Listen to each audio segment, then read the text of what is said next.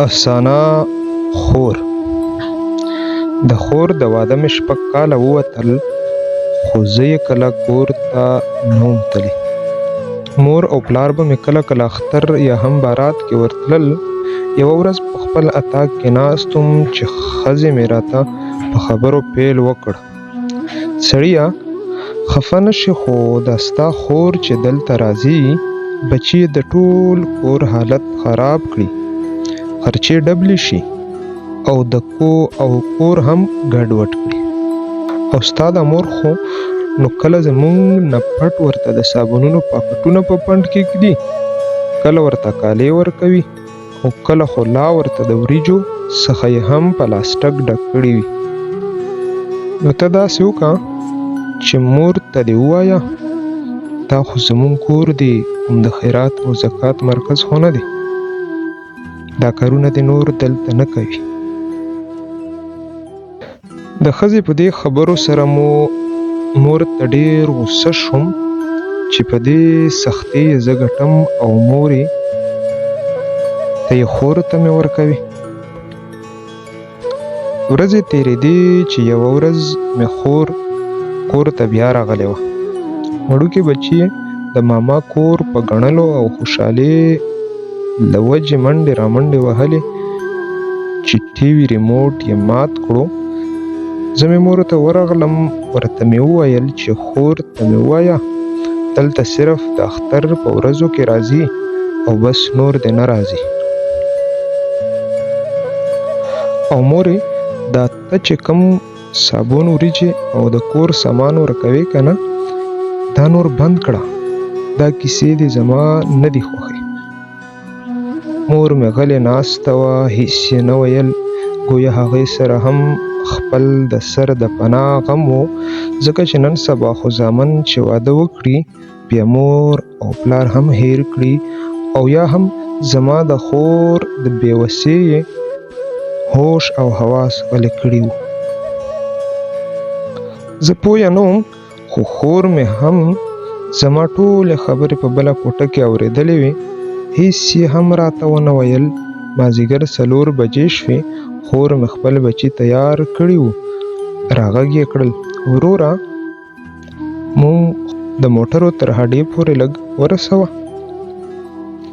ما ورته د دروغو یو ست وکړو چې یو څو ورځې به تېرې کړې وي که نه. خور مې موسکۍ شوه، وایي: نه وروره، خیر اوسي، د ماشومانو رخصتي خلاصه شوې ده، باید مونږ لاړ شو.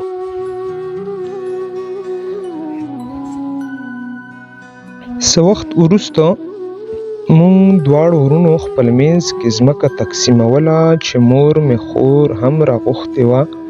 مور مې په دې تاکید کوو چې باید خور ته هم یو څه برخه ورکړي، خو مونږ مکمل د خور له برخې انکار وکړو او ورته مې وویل چې هیڅ حق یې نشته.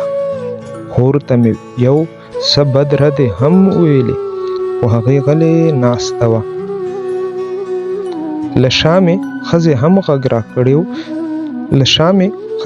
غږ راکړو چې دا خو د سوال ځای نه دی، زموږ خپله بچي هم دي، ځمکې ته ناست دي، هر څوک د خپل کار کوي. مشر ورور مې بیل شو. څه وخت وروسته زما یو زوی په یو داسې ناروغي واوښته چې له مال حال او داره یې خلاص کړم. نور راسره هیڅ نه و پاتې چې پرې یې ولګوم. ښه قرضدار هم شوم، د کور د خوراک څښاک لپاره، د سودا اخیستلو لپاره د پیسو هم صدرک نه لګېده. تنها په خپل اتاق کې په همدې غمونو کې ډوب ناست وم. شاید په خپل حالت مې ژړل چې په دې وخت کې مې خور زموږ کره راغله. ما د ستړي مشي څخه لا مخکې له ځانه سره وویل چې دا منحوسه بیا راغله. دې وخت کې خور مې راغله او له ما سره کېناسته. ما مې ښځې ته وویل چې یو څه تیار کړه. راغږ یې کړ، وایي: هوټل نه دی او نه د څه تیارولو ضرورت شته، نه یې شم کولی پخلی. خور مې غلې ناسته وه، هېڅ یې ونه ویل، لکه چې هېڅ یې څه نه وي اورېدلي. وروسته رانږدې شوه. وروره خفه یې؟ په سر یې راته لاس کېښوده. راته یې په نرمه او غلې لهجه پیل وکړ: وروره، مشره خور یم ستا، په غېږ کې مې رالوی کړې یې، پوهېږم مشکلاتو راحصار کړې یې. له سترګو یې په معصوم چاودلي مخ ناګهانه څو واره بې واره اوښکې راغلې. څو ځل یې دا الفاظ تکرار کړل: خور دې له تا قربان شه وروره. راته یې کړل: دا وګوره که نه، څو تاره ویښته دې هم سپین شوي دي، ولې فکرونه کوې ها؟ وروره بچي مې مکتب کې و، ما ویل په منډه به مې د ورور وګورم، نو ځکه راغلم. خبرې ډېرې اوږدې نه کړې. شاید زما او د ښځې په رویه او په خبرو یو څه ناامیده شوې وه، خو خپلې مینې نه پرېښوده چې لرې پاتې شي. خپل د څادر پیڅکې ته یې لاس کړ، یوه تړلې غوټه یې ترې راخلاصه کړه. راته یې ویل: ته لیونۍ یې، هسې خفه کېږې، خور خو دې شته که نه؟ او له همدې سره یې د خپل ناویتوب 4 د سرو زرو بنګړي راکړې. هم واخله وروره، دا خرڅ کړه، یو څه وخت خو به دې د کور خرچه او د زوی علاج شي. دا مې همدې سختې ورځې ته ساتلي وو. بیا یې لاس کړل، د غوټې له څنګې لږې سولېدلې پیسې راواخیستې چې د ټیکري پیڅکه کې تړلې وې. دا ټول د 10، 20 او 500 روپیو نوټونه وو. ګویا همدا یوه پاسره او جمع شوې خزانه وه. زما له خولې هېڅ خبره نه وتله. شاید په کړیو کارونو مې پښیمانتیا همدا خاموشي وه. راته یې کړل: وروره، ستا دې قسم وي که د دې بنګړو باره کې به چاته څه وایې. په تندي یې له مینې ښکل کړم. هماغه خپلې ټولې کړې 1000 روپۍ یې راکړې. وایي: وروره، په دې مې ورېرونو ته غوښه راوړه چې خوشحاله شي. نور یې د خبرو تاب نه درلود. همداسې په اوښ کلنو سترګو تیزه تیزه روانه شوه. شاید خپلې اوښکې یې له ما پټول غوښتل، کومې چې له ما سره د مینې په خاطر تویېدلې.